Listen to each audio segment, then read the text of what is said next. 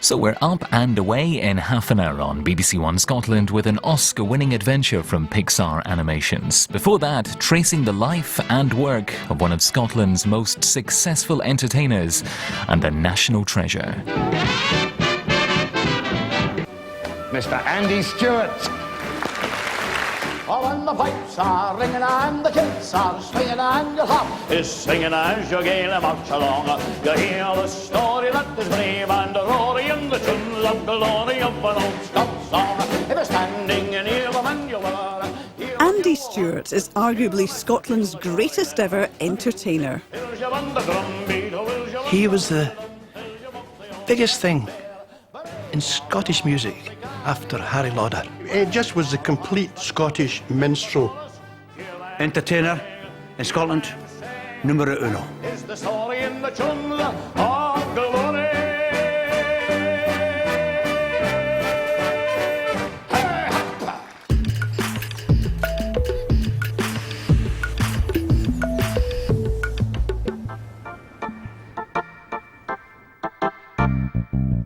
Andy Stewart was born in Glasgow in 1933 and moved to Arbroath aged 12. Well, we were a very close family. You must remember that I was 7 when the war began, and it was like living in a bubble.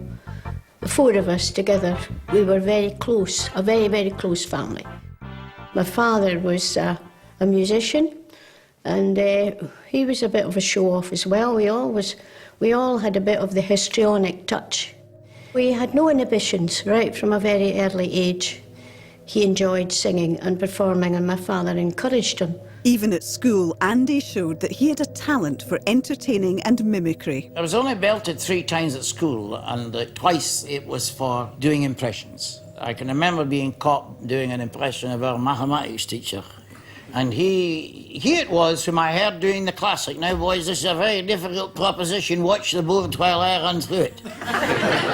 Andy's parents supported his ambition to perform, and in 1951 he went to the Glasgow College of Dramatic Art, where he met a fellow student called John Kearney. He was a wee cheeky fellow from Arbroath, and I was a skinny element from Parkhead. But funnily enough, we got on well right from the start. We met at Drama College, and it was one very late night. We were going home, and he was standing at one side of the street, and I was standing at the other. And that was the first time ever I heard Andy sing, and he sang The Bonnie Lass of Ballochmyle. I think she was my girlfriend first, Sheila, and he stole her from me. Andy married Sheila in 1955 after they had both graduated from Drama College. Despite being trained as a serious actor, Andy fell into the role of an entertainer and mimic on stage and radio.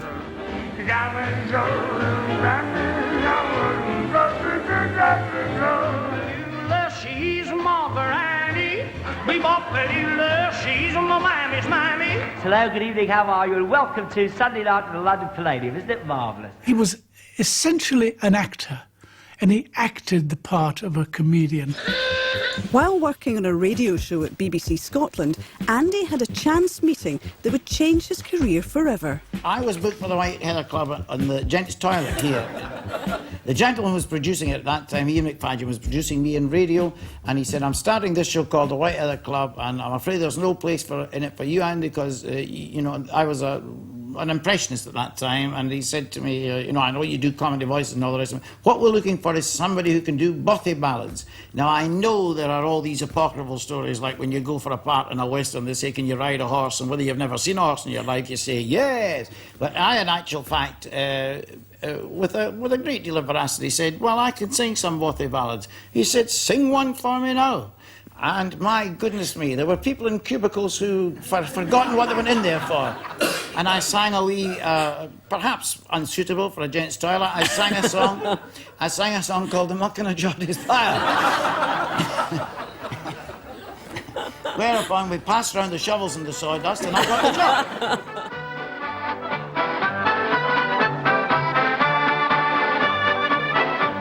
Good evening and welcome to the opening of the White Heather Club. And I'm quite sure if you care to stay with us, enjoy a wee neck toot. So come on inside. crowd in his band playing the Gay Ghost. Funny.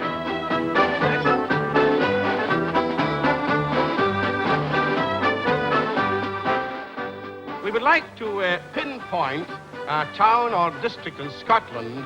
I'll give you a clue. Have you guessed? Arbroath. And we'd also like to pinpoint a personality from Arbroath, and here he is, Andy Stewart. When I went to lock and I think in the scene when nobody run come over to clean and clapped themselves right up to the inn at the muck and the Geordie's bar. We Robbie the Rocky and Willie the Do, the old boy for self and Teeny McCrew and nobody else that could leave off the blue at the muck and the Geordie's bar. After only a year, the now kilted Andy took over as host and turned the White Heather Club into a hit network show, drawing millions of viewers. Come in, it's nice to see ya. How's yourself, you're looking grand. Take your ease, we'll try to please ya. Man, you're welcome, here's my hand in the land called Caledonia. There are certain words you say. In his other TV shows of the time, Andy was able to show off his skills as a mimic and character actor. 3.5 hours late. Maybe she's missed her bus. I've never been in here before. It's fine, but strange to see. And no other way it looks when you see it on TV. I met Andy on the White Heather Club. The sweetest hours that e'er I spent were spent among the lasses. You know, that's what I was hoping you would say. Andy was a very introspective person as well. You know, he was very well read, Andy, and very erudite. And he, because he knew I was interested in books as well, we had conversations. But he amazed me, first of all, with his knowledge of Burns. A share is 3 times 3 makes 9. I see by ilka score and line. This chap will dearly lure kind. So leaves me on the rope. Poetry was never far from Andy's mind, and he wrote down ideas for songs and poems on his many travels. He was always creative. I mean, the guy obviously had a really good brain and he was creative all the time.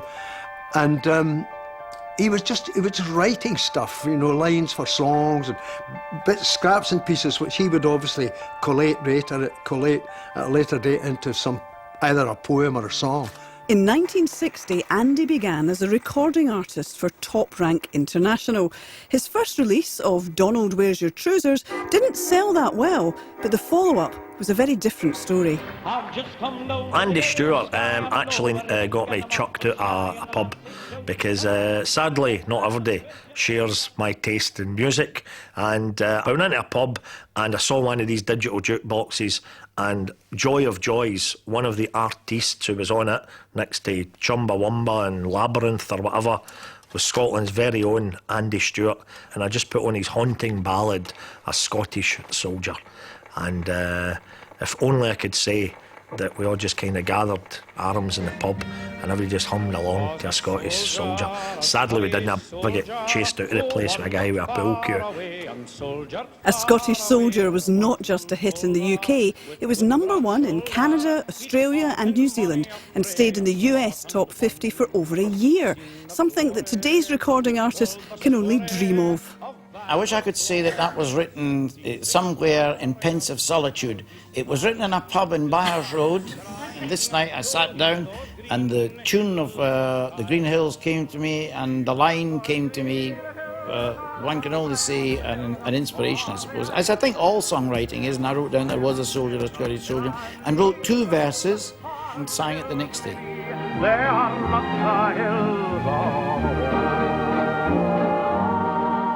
Of course, we were watching the White Heather show, and this song came on, Andy singing Scottish Soldier.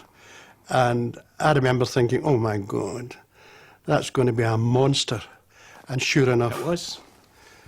It was phenomenal. And it took off not only in the UK, but all over the world. And what do you think is the secret of this phenomenal success, Scottish Soldier? Oh, I think if I could tell you that, and you could bottle it, we could make a fortune selling it. I don't think you can tell what is the secret of success ever in so many words. I think it's an intangible thing.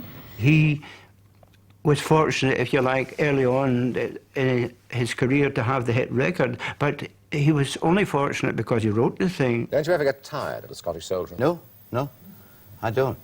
I hear that lovely money falling all around.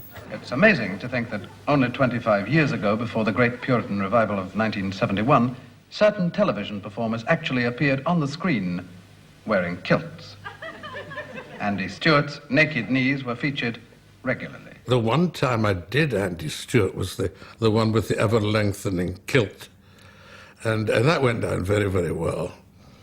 Arthur Blake at the piano. And yes, it was very, very funny. And I think it was there was a soldier, a Scottish soldier.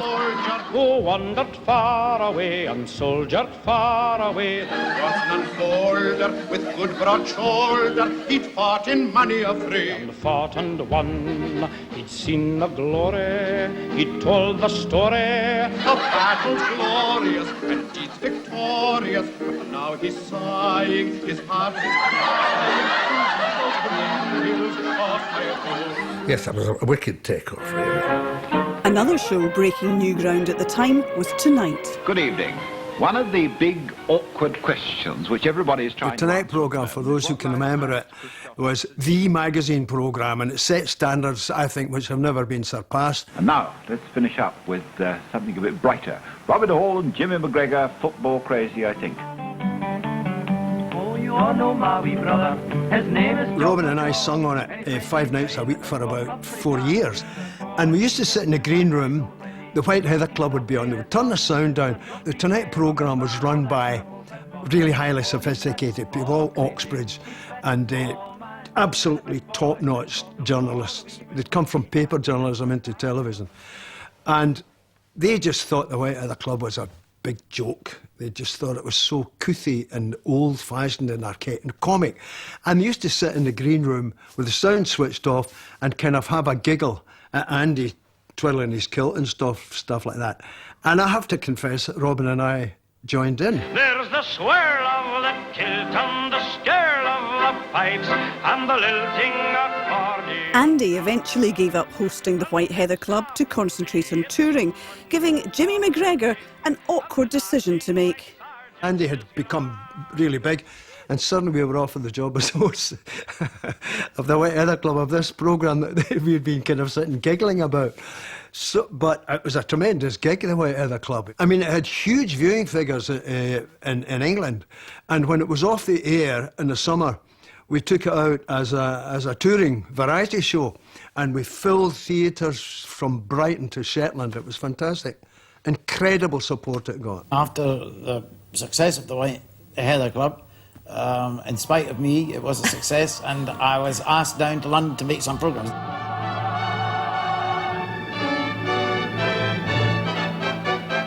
I've just come down from the Isle of Skye. I'm no very big and I'm awful shy, and the lasses shout when I go by. Hey, darling, where's your trousers? As his television career made him a household name in the UK, it was his touring that made him a global star. The massive Scottish diaspora, many of whom were desperately homesick, flocked to see Andy's sellout shows all over the world. In 1964, Andy bought the business of White Heather Tours and turned impresario, as well as still being a regular performer himself. He ran the hugely successful touring shows for 18 years, hiring Scottish artists such as Joe Gordon and Sally Logan, the Alexander Brothers and Stanley Baxter. The last time I saw Andy, I was working for him. He had taken over the White Heather Tour, and I had decided to do my final tour of Canada and America, largely because I heard that we'd be playing Carnegie Hall. And I thought, oh, that I've got to do. So when Andy turned up, I said, what are you doing here? He said, well, I run the White Heather Club now. I said, oh, you've done awfully well. Later that year, while performing in a run of shows at His Majesty's Theatre in Aberdeen, Andy hit the headlines when he and Sally Logan agreed to perform at the World's Fair in New York. Wonderful experience, outdoor, thousands of people there. And we went for a day, basically. A car came for us to the theatre in Aberdeen after the show on the Saturday night. and drove us to Prestwick. We arrived at the airport. I think it was called Idlewild Airport, and I think it became JFK. We were then taken by car to the venue, and I did about 20 minutes of an act, and Andy went on and did an hour of an act. Then he came off stage and everything was packed for him, and we just got in a car again and drove to the airport, back on the plane, and arrived at Prestwick. Car took us to Aberdeen, and we were on stage that night. I do remember feeling quite odd when I was on stage that night. I think it was about 64, 65. We did the tour in North America with Andy, and he was so good to us because he allowed us to close the first half, which is a prime spot, you know, and the business was phenomenal. It was so huge. Oh, it was so well liked, you know, unbelievable. We played the Carnegie Hall, 2 nights, complete sellout. Andy was on top of the world really, because he was in Australia, New Zealand, and to come back and do Canada and America. He was on the road, he wanted to go. He loved meeting people, and he loved going to the different countries. Oh, Campbellton Law, I wish you were whiskey, Campbellton Law, oh, Campbellton Law, I wish you were whiskey, I would drink it dry. Andy had frequent health issues, which were often picked up in the press. Despite this, his schedule would regularly involve spring, summer and autumn tours of Canada, America, Australia, South Africa and New Zealand. How are you generally, your health? You heard some strange stories. Did you get the latest story from Australia? The whole tour was cancelled. Oh, I'm glad of that, because that was published in Scotland. And we phoned the family home about, I was taken to Brisbane General Hospital, not General Hospital, one of the hospitals in Brisbane, and I had to be, I had to have my plumbing temporarily sorted out. And the report went back to Britain that I was stricken once again, and that I wouldn't be I'd be probably coming home encased in lead or something like that. But no, I can't honestly say that I'm 100% certain of what my interior is going to do next, but I'm fairly healthy apart from that. One way to sort of cut down the wear and tear on the old system would be to knock off this strenuous touring you seem to go in for. That's right, it would be, but on the other hand, it's a terribly satisfying way of life. Is that the time? Already? Well, it must be, because that's the song, and when you play that song, then it's time. Back in the UK, Andy was now synonymous with Hogmanay, and for over 20 years he brought in the bells with a TV audience of up to 13 million viewers. Where are you going? On the way for a pint. Oh, well, I'll join you, and then I'll go straight home. Do you mind? To me, Andy Stewart was just part and parcel of growing up as a wee guy. Every Hogmanay, I can rarely listen to Andy Stewart without almost smelling the froth from my dad's canny tartan export, because he would be the parties as a wee boy. You'd get a wee fly drink at your dad's fresh can of beer, and invariably it would be Andy Stewart that was on in the background. The old fireside and the old mother kisses her son. We used to be allowed to go to bed and then get up and watch the Hogmanay show after we'd had a bit of a sleep, and stay up for a fizzy drink and watch him on television, and that's probably the earliest memory I have. He wasn't really a family man, was he? Well, he had a big enough family. I think he had 5 kids. Yeah, but you know what I mean when I say that? It wasn't one for being with the family all the time, although he was there obviously a few times. Yes, Jack. There are 5 daughters and 1 son. That's right, yes. And proud of their dad, no doubt. I never really asked them. It's not as, you know, you've heard of Scots love. You know, we don't go about showing, you know, asking, you know, are you proud of me? Nor do they say, we're proud of you. Was he a good dad? Yes, when he was there. A lot of the time he wasn't there. So, you know, that's not such a good dad. So it's sort of a balancing out. My dad was away all the time, all through our childhood. My dad was away from the family home. He used to write to us all. We'd get our blue air mails through, and it was quite nice really, because his writing was so bad that we had to spend weeks literally deciphering what he said. I think it was just what Dad did. That was his job, and People used to ask what it's like having a famous father. We didn't know anything different. Many of Andy's children and grandchildren have followed in his footsteps onto the stage. There was 5 of us within 6.5 years. So there was Tara, Andrew, Debbie, Lindsay and Melanie. And then a big gap of 14 years and my little sister Magdalene was born. I think I would have been a dancer, whatever, because my mother was absolutely determined that was what I would do. She decided I was going to be a ballet dancer very early on. I wasn't really interested in acting to start with. The stage and variety was what I wanted to do first, yeah. I used to love singing, and I still do. And when I was 16, he was working at Air, in the Air Gaiety, and he asked if I wanted to go along and sing a spot, so I did, just for a couple of shows there, and that was really the start of it. That's what I really wanted to do, I thought, at that time. Quite a few of the grandchildren are entertainers. I'm in a band called White Heath. I'm not sure if I would say that it's in the blood, some people would say that these things are, but I think it's probably more to do with the fact that he was such a huge presence and sort of influence in a way on as an elder statesman in the family that's led to so many of his children and grandchildren.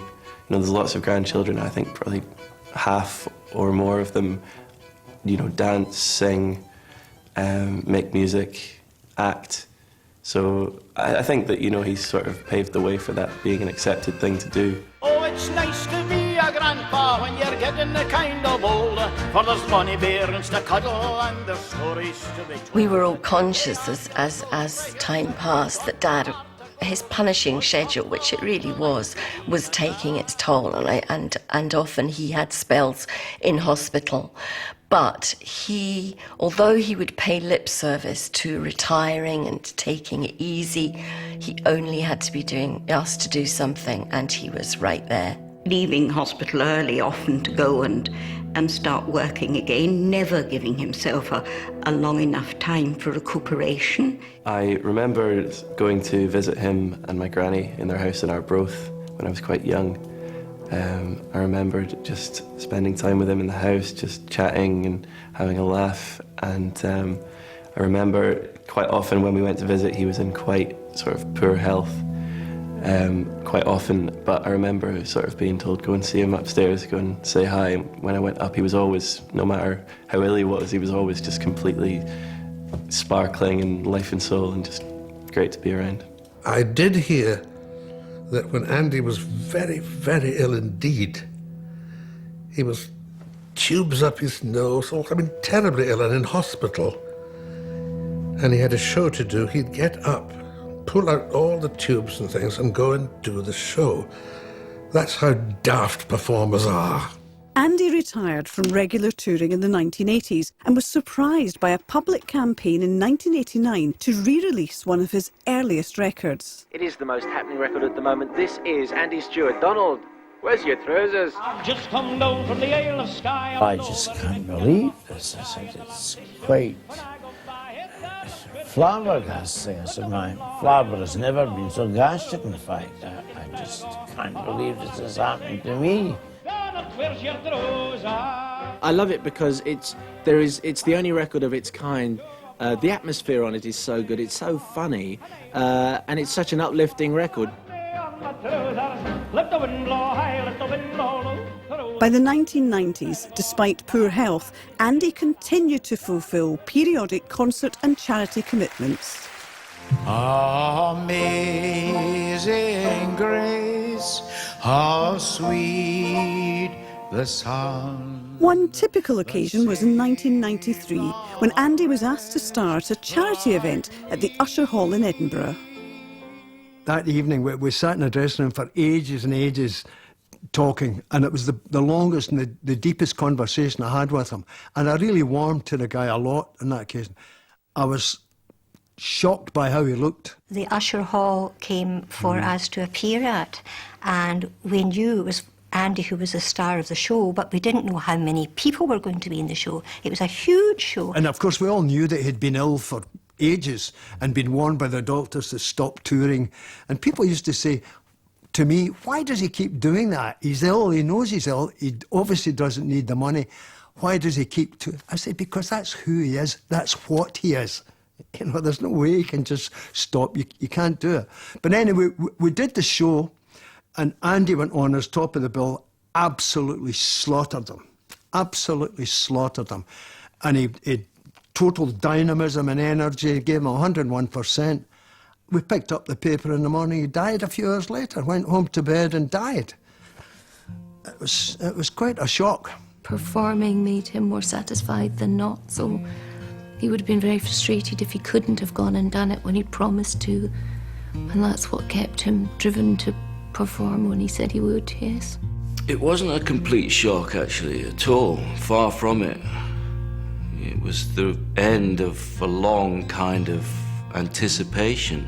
There was always this sense that we knew that his time was limited, really. He'd had 2 bypass operations, and nobody really would have presumed to try and tell him what to do.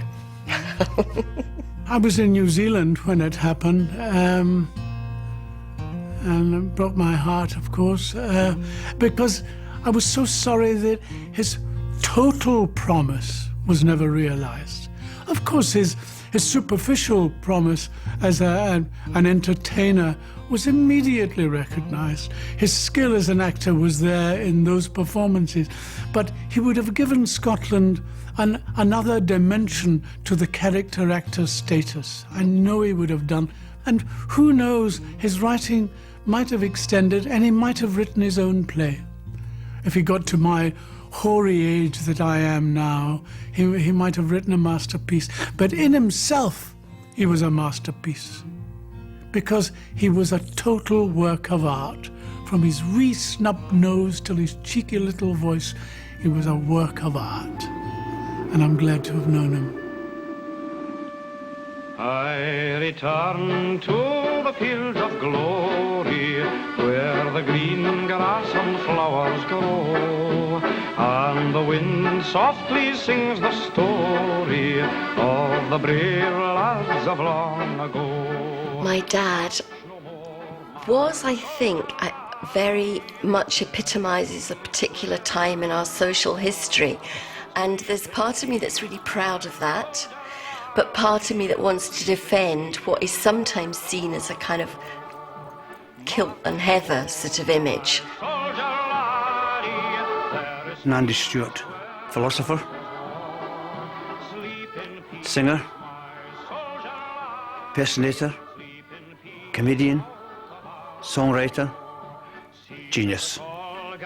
We're very, very proud to have known him and to have worked with him. Mm-hmm. He was just a marvellous entertainer. Sure was. Andy. Warm, generous, flawed, you know, and no doubt I think his drive into the theatre was too encompassing to be entirely good for your health. Sleep in peace, now the battle's o'er.